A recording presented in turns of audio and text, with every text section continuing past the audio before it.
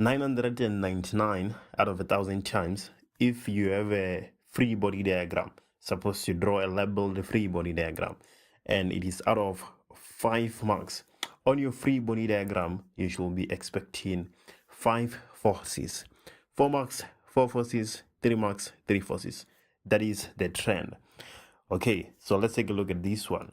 2.2, draw a labeled free body diagram showing all the forces acting on block A while it accelerates to the left.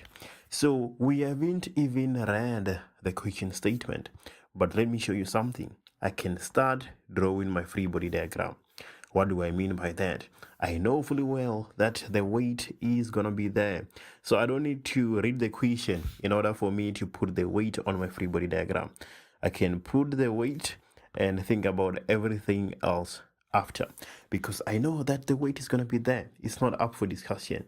The earth is going to be pulling the object towards itself. So now let's go ahead and take a look at our question statement so that we can identify all the other forces.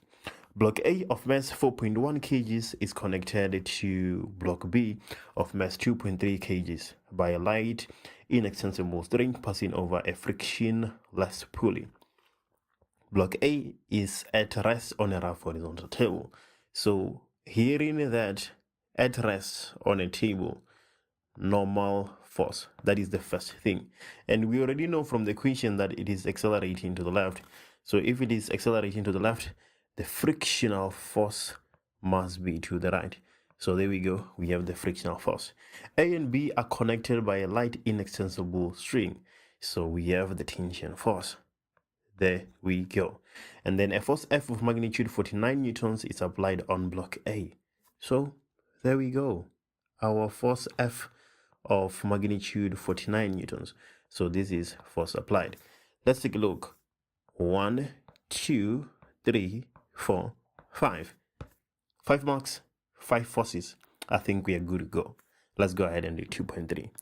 So 2.3.1, we're supposed to calculate the magnitude of the kinetic frictional force acting on block A. So let's go ahead and do that. Quite an easy question. I would assume the frictional force is equals to, well, the kinetic frictional force is equals to the coefficient multiplied by the normal force. The coefficient between the surface of the table and block A is 0.35. So the coefficient is 0.35. All we need is the normal force, and we have answered our question.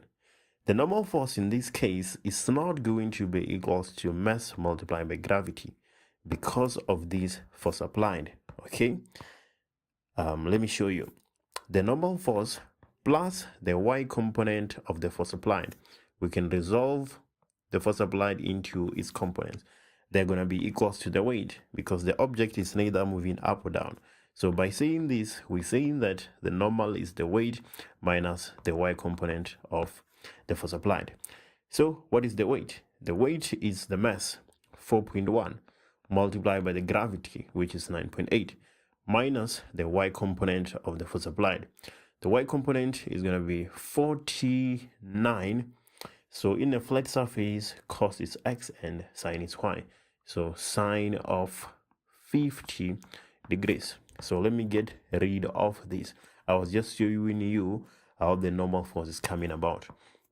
So the frictional force is going to be equals to 0.35 multiplied by 4.1 multiplied by 9.8 minus 49 sine of 50.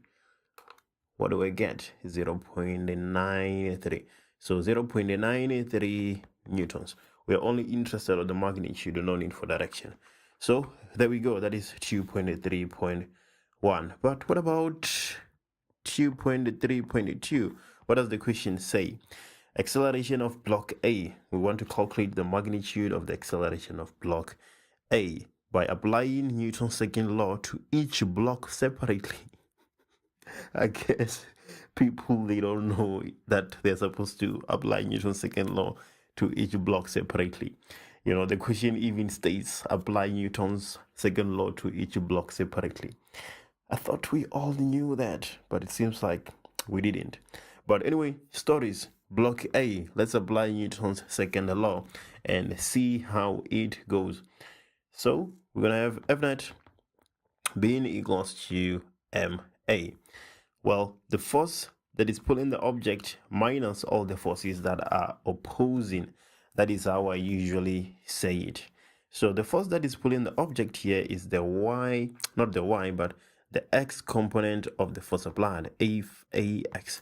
So we have Fax minus all the forces that are opposing the motion of the object. So which forces are opposing the motion of the object? The forces pointing in the opposite direction. So in this case is the tension and the frictional force, and this is equals to ma. So Fax, that is going to be 49. We said that x is cos, so cos of 50 minus the tension. I don't think we have the tension. Minus the frictional force. The frictional force is 0.93.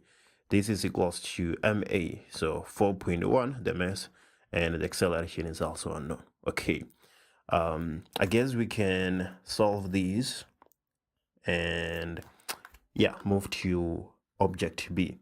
So let's do that. 49 cos of 50 minus 0.93. Am I doing that in the correct order? I think I am.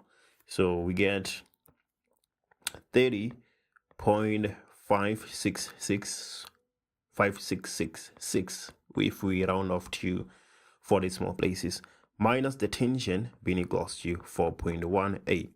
So this is our equation 1. Let's take a look at B. So B, what's happening at B? We have the weight, obviously, and we have the tension force. Am I missing something? Obviously, we don't have the normal, it is hanging. We don't have any frictional force, it's not in contact with F law. So I think there we are. So are we moving at a constant acceleration? No, we are not. But the blocks are moving to the left, so B should be moving up. So the tension, well, let's start by saying F net is equals to ma first. And then the force that is pulling the object is the tension, and the weight is opposing, and this is equals to ma. So what is their tension? The tension is unknown. The weight is 2.3 multiplied by 9.8. This is equals to 2.3a. So tension, what is 2.3 multiplied by 9.8? That is 22.54. So minus 22.54 is equals to 2.3a. So let me, okay, I can make, what do I want to calculate? I want to calculate the acceleration. So I can make the tension the subject of the formula in this equation and then substitute into the first equation. Or I can just add the two equations. But in this case, I think it is easier if I make tension the subject of the formula. So T is going to be equals to 2.3a plus 22.54. Even if you add the two equations, it would still be fine. I think this is the first time I'm actually doing this. Usually I just add the two equations, but it doesn't really matter, right? The math is correct, we know that for sure. So if we substitute this T in equation 1, we get 30.5666 minus the tension, which is 2.3a plus 22.54. This is equals to 4.18. Right, so 30.5666 minus 22.54. This is 8.0266, and it is equals to 4.1 plus 2.3. This is 6.4a. So A is equals to 8.0266 divided by 6.4, and this is equals to 1.25 meters per second squared. There we go. Tell me, which video do you want me to do next? I'm waiting.